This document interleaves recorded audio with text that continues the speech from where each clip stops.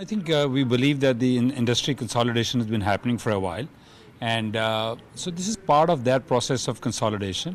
And I believe that as industry and more the industry is getting consolidated, certain players are merging into other players, and I think it's good for the industry for the long term. You know, there were all these talks that maybe Tata Tele would have no choice but to wind up. So can you tell me why it is that you feel or Bharti Airtel feels that there is synergy or any sense in picking up Tata Tele's consumer business? No, as I said, this is a consumer that we do very well. This is a business that they want to, see a better position for a merger where their customers, their networks, their people. So I think this is as part of the consolidation. It makes sense both sides. I know the press release says that you're not going to take up the debt portion, but you are going to get the spectrum and the fiber. So that's really good for the data business. We keep talking about how it's all going to be about data going forward. Yeah, surely. They have some fiber which is being talked about that we will be using that fiber. We have our own fiber, as you know, and the subscribers, the customers that they're coming, there is some revenue which is coming in, some spectrum which is coming in. So it says, you've seen from the press release, this is a holistic deal.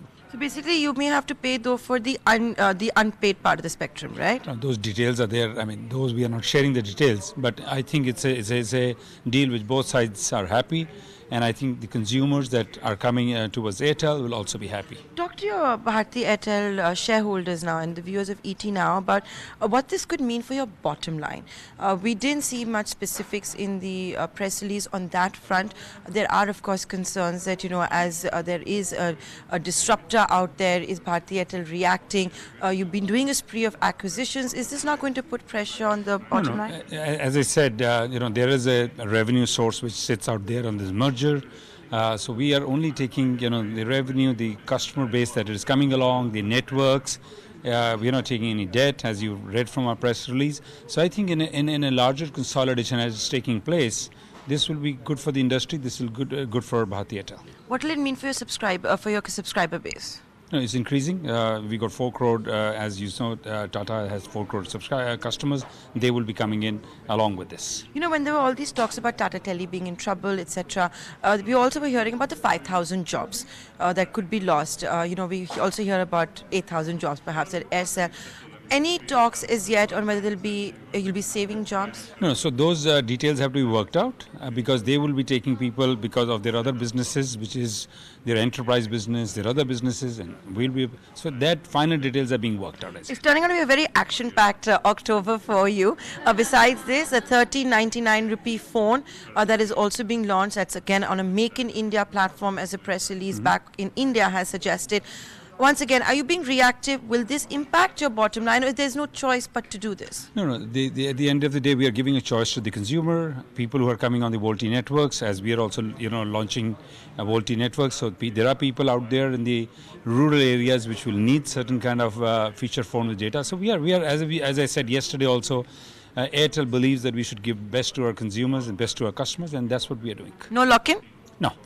Absolutely no lock-in, no 3-year lock-in like the RelGeo? No. They have to pay a certain sum and they'll get certain data along with the phone. So those issues you see in the press release that are very much detailed out. Since I'm talking to you, allow me to ask this question. At one point there seemed to have been an urgency when it came to the telecom sector, the 4 lakh crore rupee plus debt. The finance minister in an interview had said he will not preside over the death of the sector. An interministerial group had been set up, but it hasn't gone anywhere. There's nothing that's been announced. As an incumbent player, what does this mean for the industry? Are you still hoping that there'll be anything in the offing for you? Well, we have to wait till the time these IMG reports come in. I mean, we all are hopeful that they will understand, and they are trying to understand. They have finalized the recommendations, yes, but has to still be put into effect by the government. So we are hoping that it should happen fairly quickly. And it's enough, like lengthening the duration of the spectrum payouts, etc.? Well, as I said, we have to see the final details, but I say there could be more, which on the tax and levies we have said India is the highest tax and levy telecom sector. We are hoping that some issues will be addressed, if not in this report, but over a period of time that discussion must happen. I'm going to end this interview with a very cheeky question. Tata Tele done. What about Tata Sky?